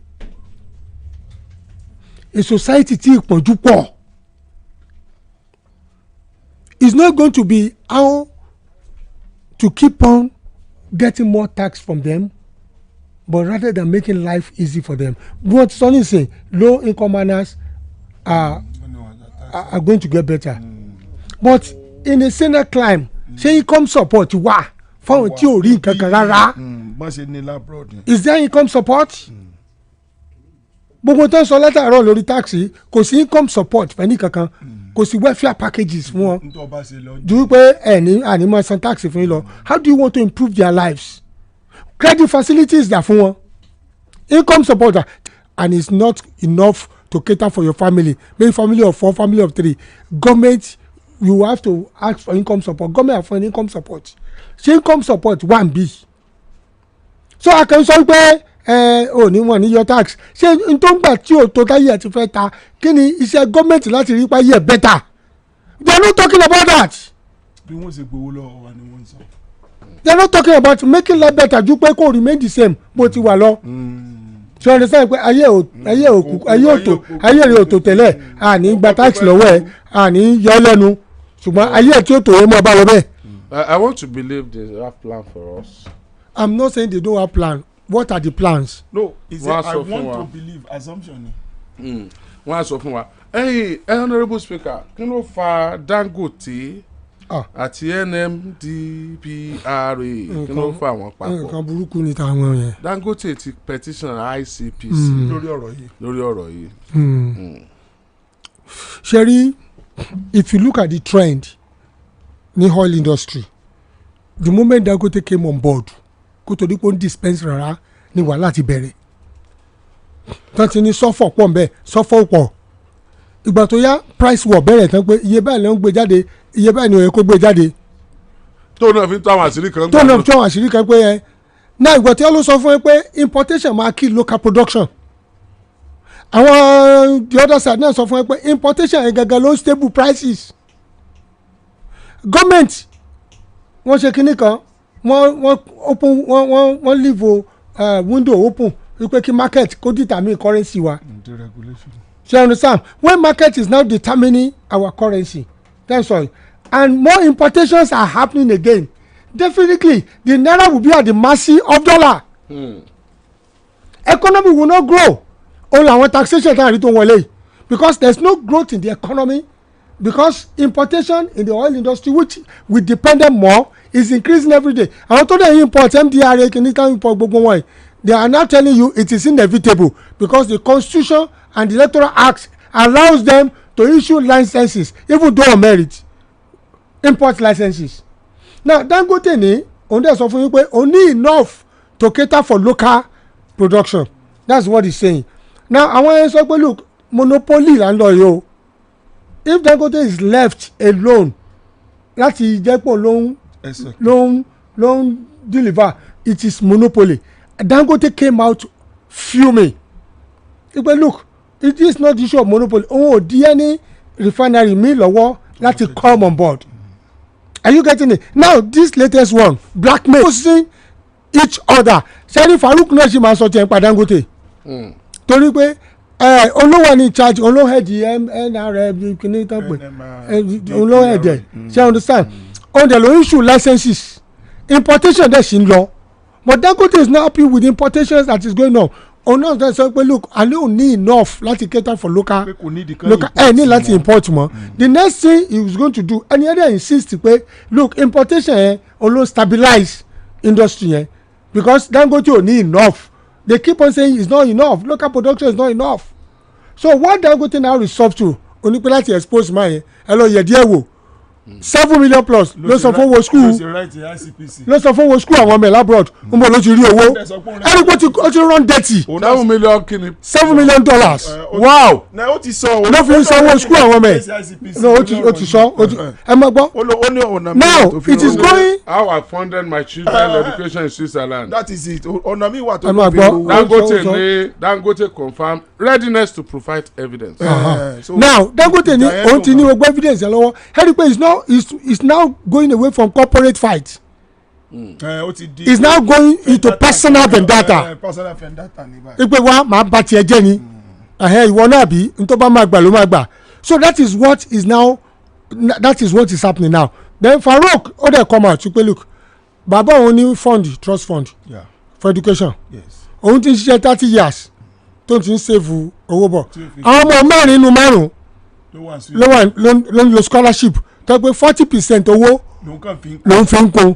Now he said he can provide evidences of all this. But now when you now look at public servants tó san 7 million for secondary school ṣẹ́ngbọ́n you begin to etí ẹ̀ máa ti ń gùn mo ń bọ̀ etí ẹ̀ ti ń gùn Dangote ṣe àwọn ọmọ tó ń gan secondary school Nigeria náà ti lọ secondary school it is true Nigeria náà ti lọ but are they living the same life that other children were living? No, absolutely. What I hate in this sada oni wípé it has gone personal now. ẹ̀rọ mẹ́tàwá house wa ṣe tó bí mi nínú jù wọ́n ní ẹ̀bọ́n ti máa pẹ̀tù sáàrin wọn. Dangote ti write petition, follow the petition of is it right or wrong kó náà tú àṣírí ibi tí Dangote bá ti ṣe mistake kí gbogbo ẹ̀ fọ́nká káfí rí. No, house ò ní gbà kó fọ́nká because àwọn farabalẹ̀ Fẹ́mi there is already a petition pé ẹni wà fraudulent ó wà corrupt ẹ ní sọ pé kẹ́ ẹ bá wọn parí ìjà ẹ follow petition tí yẹn náà kọ due process. Only reason táwọn náà fi sọ bẹ́ẹ̀ tí wọ́n bá ti ń fa lọ bẹ́ẹ̀ àṣírí máa tún yóò kà wọ́n tó wà lórí ìjókòó bọ́ ẹ jẹ́ nǹkan gbé báyìí ṣé civil servant though máa yẹn ti explain bó ìyókù tó kù 40% yẹn ni ló ló ń fi kún but the point is as a civil servant bó ló ti ń rí 40% tó fi kún èló gangan lówó tó ń wọlé fún ẹgbẹ́rún símáì èló lówó tó ń wọlé fún lóṣù paranum èló ni 40% yẹn jẹ́ lọ́n where is he getting that money ìyẹn ló ẹ̀ka ICPC kọ́tàná wo. ó ti ní kan lọ civil servant ni. I think it's $5 million ó ti ní kan lọ wo iye díẹ̀ yìí. iná ní pé káwọn iye tẹ́ ń gbà ní lóṣù o. $5 million yẹn tó mọ̀ fi wọlé tó fi parí àbí. no fún secondary school àwọn ọmọ yẹn for complete education àwọn ọmọ yẹn secondary school yẹn. ibi olóòtú ní $5 million gbogbo yẹn náà ní. ṣé kò lè ní $5 million. civil servant mo ló ti rí. ó ní dájú òun Sherry, one thing about me ni pé this thing is getting dirtier. I disagree with you, pastor. Oh, dirty. I disagree. Mo gbọ́. I disagree. It's not dirty. Let us. It's not dirty. It's not dirty. Ó ti wà personal. It's not personal. Ask him. Tí o ìbá sowó Nàìjíríà ní kó. Oh no, na sọ wípé it's getting more dirtier. It's not dirtier. It's not cleaner. It's cleaner. Okay. Ṣebí na sọ̀rọ̀ tax nsìn. Bẹ́ẹ̀ ni. À ń béèrè pé kí náà fowó wa ṣe. Bẹ́ẹ̀ ni. Wọ́n sọ tán fowó wa ṣe nìyẹn. Wọ́n fi sanwó school ọmọ wọn. Wọ́n fi sanwó ọmọ. Ṣé bẹ́ẹ̀ kí wọ́n ìjọba tó sanwó school ọmọ lẹ́kọ̀ọ́ tó kú o. Ìtẹ́ mi sọ̀rọ̀ tí mo fi lówó dirty. Ṣé n gbọ́ it is dirty because it has moved away from the corporate exposure. It is corporate. It is corporate. It is not personal. It is not personal, sir. So blackmail. It's not blackmailing. It is fact. Let them bring out the evidence. Fún àìpò tọ́ni. Bọ̀ àwọn sẹ́nẹ̀tì fẹ́ parí ẹ̀. Ló gbọ́ mọ̀ parí ẹ̀. Wọ́n mọ̀ parí ẹ̀. Aburú nù. Wọ́n ká investigate ẹ̀. Kí ló fẹ́ parí ẹ̀? Okay, you know why it is not personal? Gbogbo àwọn owó ìṣebíbì kan ló ń lọ. Inú àkùkọ ni. Wọ́n sọ bí tó ń lọ fún wa nìyẹn. Owó wa. So wọ́n wá wo salary ẹni tó ń ṣe $7 million lówó school ọmọ ẹ̀. 40 tó fi ń kún. wọ́n wá ta ló bí wọ́n lógun bàbá wọn ni wọ́n wo ta ló bí wọn yẹn wọ́n wo bí bàbá wọn náà ti rówó tẹ̀wọ̀n pé wàhálà ta kúkú rí náà akúkú jogún wàhálà náà ni. bàbá yẹn ló gbé lẹ̀ tẹ́lẹ̀. látòrí bàbá náà wọ́n ti ń gbé sọ́mọ wọ́n wàá ṣèwádìí. mi nìkan máa ṣe ìwádìí cause and effect wa Dangote tó sọ̀rọ̀ fún rẹ̀ ṣe ń gbọ́ why is he now coming out ranting about the other man too. lọ sórí rẹ ayé Dangote ò ní bàjẹ́ láì jẹ́ para wọn náà kọ́ ọmọ sẹ́yìn mọ̀ pé ẹnìkan ṣe $7 million $5 million sẹ́yìn mọ̀ pé ẹnìkan ṣe láì jẹ́ pé àárín wọn dàrú táàrin àwọn yẹn ò bá pilẹ̀ dàrú ìyá mẹ̀kúnnù ọmọ jẹ. ẹ kó lọ expose ti Dangote kó lọ expose ti ẹ. àdàlẹ́ sọ bóyá ẹ̀gẹ́ ní gbè tẹ́lẹ̀. nígbà tí wọ́n sọ.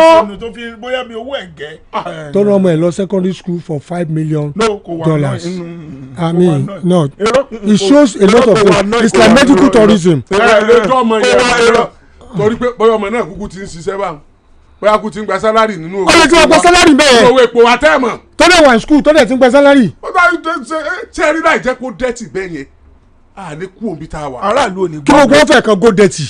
àwọn tí wọ́n kówó epo ńgbà kan tẹ́ ẹni wọ́n dáko owó tẹ́nà fi kówó epo tẹ́ dákọ̀ wọn tẹ́tì sí wọ́n bá bẹ̀rẹ̀ sí dákọ̀ wọn yóò dẹ́tì náà ni àwọn tí wọ́n ń gbè lẹ́yìn àwọn tí ń pààyàn àwọn bandit tẹ́ ń sponsor wọn tẹ́ bá bẹ̀rẹ̀ sí dákọ̀ wọn yóò dẹ́tì náà ni torí tẹ́ bá sọ pé ìwọ ni yóò nírọ́ ni ó dìgbà tẹ́ bá sọ pé ó ti gbàgbé ẹjọ́ báyìí tó wá sínú yàrá rẹ̀ tí ẹ gba iye báyìí ó ti gbà pé torí ìjókòó báyìí lẹ́fi dá wọn lẹ̀ yọmọ dẹ́tì báwọn láti ní bá pilẹ̀ tí ń tu àmọ́ dẹ́tì ẹjọ́ dẹ́tì nàìjíríà àmọ́ dẹ́tì mọ́ kí wọ́n dẹ́tì. Another thing is this Chengbo kí ni reason Jerry we have to look at issue holistically ó mọ̀ pé tí Dangote náà bá suffer lórí ọ̀rọ̀ kò ní sọ jáde ó mọ̀ pé tí Dangote náà tí wọ́n bá máa issue licenses ẹja gbé báyìí aburú ó lè pẹ́ dùn. ẹ mọ̀ pé aburú tí o mọ̀ ṣe wọn tí wọ́n fi mọ̀ tú àṣírí ara wọn jáde. ọlọ́jọ́ mọ̀ ṣe wọn ṣé ẹ ti gbàgbé pé nígbà tí èèyàn méjì tó kóra wọn pọ̀ láti mọ ẹyin ẹnìkẹta jẹ nígbà tá àní wọn bá tó dàrú lẹ́nìkẹta ò tó mọ ní òtò gbádùn ayé ẹ̀ ní òtò gbádùn ayé ẹ̀ àwa sí lẹ́nìkẹta. àwa àdúrà wa nígbà tí kìnnì ìbá àwọn tó fẹ́ parí ẹ̀ nísìnyí àwọn lọ́tà Nàìjíríà n tí mò ń sọ nìyẹn o kí lè fẹ́ parí ẹ̀ fún.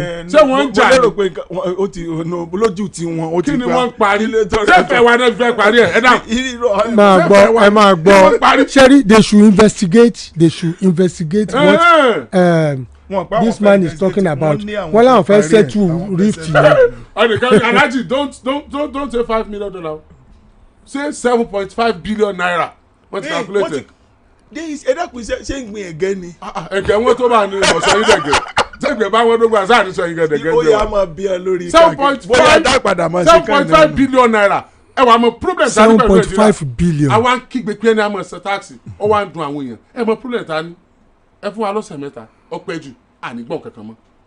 ṣe lórí ọ̀rọ̀ yìí. àwọn tó fẹ́ parí ẹ̀ ti sọ. ó máa lọ nígbà tó ń jà fún sulfur eléyìí import ẹgbọ́n kankan lórí ẹ̀ mọ́ nígbà tó wọ́n prices náà ṣe ẹgbọ́n kan lórí ẹ̀ mọ́. ṣé àbá wa gbọ́n kankan mọ́ kí wọ́n solution àwa nìkan bàjẹ́ níbo la wa ń lọ. Nàìjíríà da o kéèyàn bá kówó jẹ yẹn lè jámọ́ kadà lẹ́nu kú gbà yẹn èyí ó dẹ̀ wé bandage yóò wé ní nǹkan wọ́n dẹ̀ gbé dérẹ́pù lè yóò bá bu ẹ̀kún ẹ̀ filẹ̀ ẹjọ́ mọ̀ lọ sí ìkan lọ tọ́jú rẹ̀ tọ̀ àṣírí bònú kíyàwó ọ̀tọ̀ mọ́ mọ́ ní wọ́n ní ìsìn ó ṣe bí ẹ tí ó ní kọ́ńfọ́ kò dẹ̀ ní kọ́ńfọ́ kàgbórí létébù ni wọ́n bá rọ́ọ̀ṣì ẹ̀ jáde ó tán Nàìjíríà yìí èmi rí i pé bí ẹ̀yin tẹ wà ní drama ó dà ń pé à ń ṣe drama lójú mi ni tí kálukú jókòó kákan kẹ́kọ̀ọ́ ni nítorí aṣẹlẹ̀ wẹ́rẹ́ yìí tó bá ṣe pé Ọlọ́run bá fẹ́ ràn wá lọ́wọ́ dáadáa kọ́lọ́ mọ̀ jẹ́ káàrin wọn tó àti máa yẹn àti Dangote ká jáde bíi pé bí wọ́n ṣe gbàyàwó ara wọn kọ́lọ́ jẹ́ wọn lè sọ jáde ìní ó ràn wá lọ́wọ́ Nàìjíríà. Sherry issue to one grand I pity this country because issue of importation and against local production oníkan tó wà lẹ̀ what Dangote is fighting for could you look I can cater for all local consumptions why are you issuing fresh import licenses ìyẹn dẹ̀ sọ pé àwọn ò lè má issue according to the Petroleum Act ṣe understand ipe àti tó wà nílẹ̀ pé àwọn ò lè POI máa gbọ́ ohun tí à ń sọ náà nìyẹn pé nkálukú ń jà fún rẹ̀ ni kò láìkò orogún òwò ìjà wọn each one is fighting for themselves. àwa ló ń pè fún àwa ìjà yẹn wọn sẹdáàkùn sí wọn ń jà fún àtẹlẹ ni. wọn àgbà kan jà fún wa. wọ́n wà fún wọn rántí pàwọn kan bẹ láyé ni. ṣé wọ́n rántí sí. àwa kan gbáyé ni. if I were Dangote too I would protect my business o. But not to the detriment of Nigerians. No, but he's a capitalist. Capitalism. Bọ́nà tẹ́ ń gbà yẹn wá jẹ ní kọ́lọ́ dàkún kò bíṣẹ́ tu kò tó. ẹ jẹ́ àkó lọ́dọ̀ àwọn lẹ́nu kọ́mọ̀tì ẹ̀kọ́ àti ẹ̀lọ́dọ̀ òṣèlú rárá èwo ni direct rule tí wọ́n sọ ní pẹ̀lú PDP wọ́n ní Supreme Court. No emergency rule. Emergency rule. Wọ́n láwọn PDP láwọn o. ẹgbẹ́ ẹnu sí máa wọ́n láwọn ò fọwọ́ sí bí Supreme Court ṣe fún president ní agbára to declare state of emergency. Wọ́n fún president lágbára wọ́n confam agbára president láti lè. nǹkan ṣe ní Rivers ìpè ní ìsìn wọ́n lè ṣe. ṣé rí ẹ má gbọ́ èmi go against kíní ìdájọ́ yẹn díẹ̀ ibi tí mo dẹ̀ ti go against ẹ̀ ní. ẹni tó mú ọ̀rọ̀ emergency wá tọ́rọ̀ fi dé kóòtù tí wọ́n fi dá láre ó lè ní good mind lórí ọ̀rọ̀ emergency rule tẹ́lòmíì tí ìbásùn lóní fíṣẹ̀ yẹn bá débẹ̀ wọ́n á misuse power yẹn ìyẹn ló ń bà mí lẹ́rù a lè jí láàárọ̀ làkàn lé wọ́n lè declare state of emergency lórí nǹkan tí ó tó very trivial issue tí àìmọye gómìnà wọn lè mọ̀ ṣe bẹ́ẹ̀ sí especially tí o bá gbọ́rọ̀ ẹnu wọn ẹni tó ní vision tó ṣe rí ni òun lè mọ̀ nírú nǹkan bẹ́ẹ̀ yẹn bó ṣe ẹmẹni tó ń bọ̀ wá báwo ló ṣe máa ṣe. now in the constitution kò sí tíà kan tó jù kan lọ kò sagbára kan tó jù kan lọ just like kí lórúkọ ẹ George Orwell tó ní all animals are equal but some are more equal than the other but the constitution tí wọ́n fight fún tí supreme court judgment emergency rule or not emergency rule but even to mama declare emergency rule there is a process constitution o explain the process to lè wáyé the conditions that may exist that can warrant that emergency rule. So when the Supreme Court now affirms it the president ní right láti lè declare emergency rule and remove a sitting governor that was why PDP now came out and ADC came out but look this can bring dictatorship. ó lè díẹ̀ o tyranny nìyẹn o ó lè bring authoritarianism tó jẹ́ pé a president can just wake up láàárọ̀ and threaten any governor ipò ma remove it but it cannot be possible in a society like our own ẹni pé ti wàhálà gan tó ṣẹlẹ̀ a lot of people rose against it a lot of people say different kind of things but n tí àwọn ADC nǹkan kan sojú pé we should be very careful. that is it. so that ẹni tó jẹ́ pé power drunk kò ní dé kó lọ sí kó wá lo opportunity yẹn that lacuna in the constitution pé òun kúkú lágbára láti declare state of emergency kó wá lọ máa declare state of kó máa yọ governor bó ti wù. anyhow and that is what ADC and PDP is saying. wọ́n dẹ̀ ní point. mo rò pé wọ́n ní point. wọ́n ní point o mo rò pé the federal government is planning these days láti declare state of emergency lórí àwọn state kan. and that is why. ara ń fu èmi náà ni ara ń fu mi. táwọn ADC. ọmọ jẹ pé àwọn náà wọ́n dájà lẹ̀ àwọn náà wọ́n declare. kí lọ nìyẹn ṣé wo ti western region nígbà kan tó fa àdá ní Ìbàdàn bí náà ní gbogbo ẹtí bẹ́ẹ̀ tó fa àdá ní Ìbàdàn bí tí wọ́n yọ àdá yọ àkésíra wọn níbi emergency room nígbà tí tàbá balẹ̀ wa kàdédé sọ pé ẹ̀jẹ̀ ń sàn nínú House of Assembly níbí ní Western House tí nǹkan ẹ̀jẹ̀ kankan ò dẹ̀ sàn tẹ́jẹ́ ò sàn ìyẹn ló ń bà mí lẹ́rù kó mọ̀ sí pé wọ́n kàn ó pé ẹ lọ dájà lẹ̀ ìtawọ̀ ọ̀sẹ̀nu ṣe gẹ̀ẹ́tẹ̀ wọ́n mọ̀ fi kíní ẹja ìjọba gbà sí o. àwọn ilé ní wọ́n lè ní vision tó dáa o ẹni tí ń bọ̀ ẹ̀ mọ́ o. wọ́n interpret the constitution fún wọn ni but there is a process and that process ni. pastor wọ́n ti declare rẹ̀ tán kí wọ́n tó máa sọ̀rọ̀ process o. àti PDP sọ pé it can be exploited. wọ́n lè lò. power corrupts power. and absolute power corrupts absolute Thomas Jefferson. tọ ẹ̀yin èèyàn wa ní gbogbo ibi tí ẹ bá ti ń gbọ́ wa iléeṣẹ́ àjọ elétò ìdìbò nípínlẹ̀ Ọ̀yọ́ wọ́n ní ká sọ fún yín o pé gbogbo orúkọ tẹ́ ẹ fílẹ̀ ń jò ní pátápátá ẹ̀yin tẹ́ ẹ ṣe àyípadà bí tẹ́ ẹ ti ń dìbò ẹ̀yin tí káàdì yín sọnù tẹ́ ẹ béèrè padà ẹ̀yin tí ẹ ṣẹ̀ṣẹ̀ gba tuntun tẹ́ ẹ ṣẹ̀ṣẹ̀ béèrè fún tuntun wọ́n ní kí ẹ wá sí iléeṣẹ́ àjọ elétò ìdìbò bẹ́ẹ̀ bá pé bíi 50 30 ẹ lè kọ orúkọ fún èèyàn kan àti ibi tẹ́ ẹ kọ síbẹ̀ pé ẹ fẹ́ dìbò kẹ́ ẹ kọ́ ọkọ yín bí ẹ ṣe kọ́ gangan kẹ́ ẹ lọ chẹ́ẹ̀kì ní àjọ elétò ìdìbò wọ́n ní kẹ́ ẹ wá wo orúkọ yín táwọn kọ bóyá àwọn kọ dáadáa kẹ́ ẹ wá wo ibi táwọn gbé yín sí bóyá ibi tẹ́ ẹ fẹ́ wọ́n gbé yín sí lóòótọ́ nìyẹn kó tó di pé wọ́n tẹ̀ jáde wọ́n ní àkókò táwọn fi lẹ̀ yìí òun làwọn fi ń sọ fún gbogbo aráàlú láti wá yẹ ń tẹ́ ẹ kọ fúnra yín wò pé síbẹ̀ ṣe kọ́ síbẹ̀ náà ló jáde torí pé tí ẹ bá fi wò ó tí àkókò yìí bá fi ré kọjá lọ nínú oṣù yìí tó bá fi di January ní láǹfààní kankan mọ́ January lẹ́yìn kíkàdì yín jáde bí tó bá sì ti jáde iná lẹ́ẹ̀tì lọ dìbò ẹni tí orúkọ rẹ̀ ọ̀bá rí bẹ́ẹ̀ náà ẹlòmíì wọ́n lè ṣe mistake date of birth wọ́n lè ṣe mistake oríṣiríṣi nǹkan ẹ dákun ẹ lọ yẹ̀ wò ó jẹ́ èyí tí ìbò wọn mọ̀ lọ. iléeṣẹ́ àjọ elétò ìdìbò tó wà níjọba àbílẹ̀ kálukú wọn ni iléeṣẹ́ àjọ elétò ìdìbò tó wà níjọba àbílẹ̀ kálukú wọn ni wọ́n mọ̀ lọ ẹ ṣe mo retí àwọn ọmọ mi lénìí fún children's carnival wa tí à ń ṣe lọ nígbà tí mò ń fi àsìkò yìí tí a fi ń pe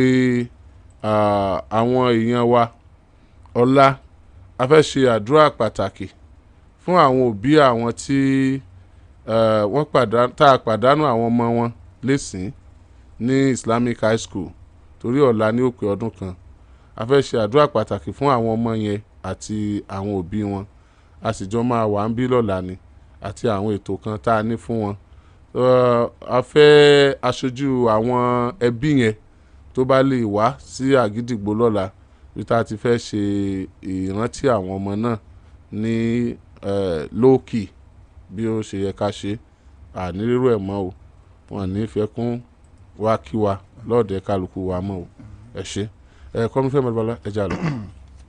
láti ọ̀dọ̀ mi comrade Fẹ́mi Babalọ́lá Ọbagun lórúkọ mi ó dàrọ̀. Honourable Speaker. Ṣẹ́gun Ògúngbà lórúkọ mi. ìran ọba ní fìyàn joyè nílẹ̀ Yorùbá oyè tó bá sì wù ọba ló lè fìyàn jẹ ẹni tó bá wù ló sì lè fi joyè tí ẹ̀ ń béèrè ká sọ̀rọ̀ nípa rẹ̀ yẹn àní sọ̀rọ̀ nípa rẹ̀ èyí tí a sọ ń jò nípa olóyè Dọ̀tun Sànúsí because of the personal relationship tá a dẹ̀ mọ irú èèyàn tí wọ́n jẹ́ tá a dẹ̀ mọ̀ pé ọmọlúàbí ni wọ́n lóòótọ́ ló jẹ́ ká ṣe ìwọ̀n tá a ṣe yẹn so bó ṣe jẹ́ nìyẹn àwa ti rí ọ̀rọ̀ mi àti sọ ẹ ṣeun Oríyọmí Hamzat ló kọ mi ó dàbọ̀. ìwé làwọn èèyàn tó ń béèrè.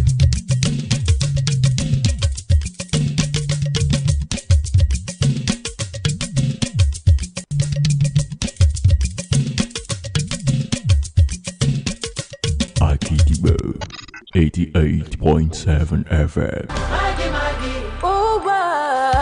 On the 12th day of Christmas, my Maggie gave to me. 12 slices suya, 11 orishi. 10 wraps of moi moi, 9 left for Rito. 8 plates of nkwabi, 7 pepper soup. 6 seasoned snails, 5 fried fish. 4 cocoa bangus, 3 patty jollof. 2 geese dodo. And fufu with egusi,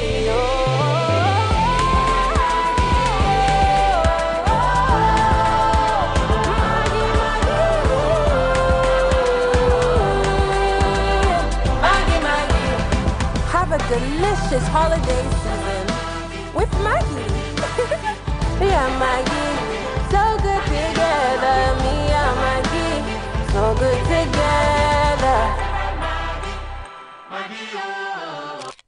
Akidigbo 88.7 FM. lówelówe là lùlù àgídìgbò ọlọ́gbọ́n ló lè yẹ àwọn òmùgàn ò lè dámọ̀ jàlámọ̀ iná tó jólókò níjọ́sí Majala ló wálé wá rò. We're deep in the truth and culture to the core.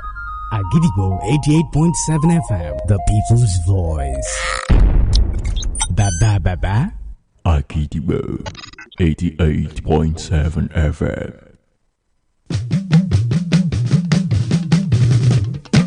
Agidigbo FM 88.7 ògo tó lé téńté. gẹ́rẹ́gẹ́ láago mọ́kànlá àárọ̀ lò láti iléeṣẹ́ rédíò àgídìgbò 88.7 FM Ìbàdàn lọ gba káàdì ìdìbò rẹ. It's 11 a.m. on Agidigbo 88.7 FM. Go get your PVC.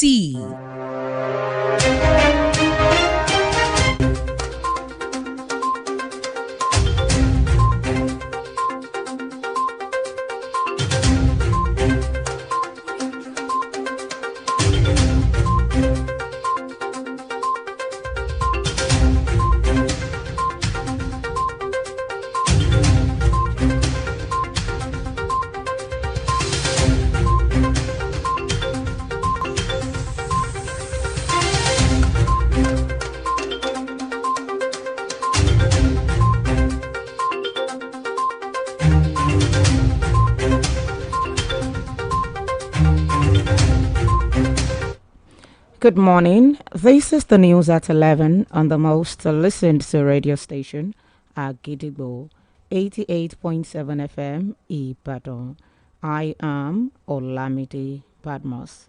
President Bola Tinubu has urged Nigerians not to be apprehensive about the new tax regime scheduled to take effect in 2026, assuring them that the policy will bring relief to the poor, low-income earners, and small businesses.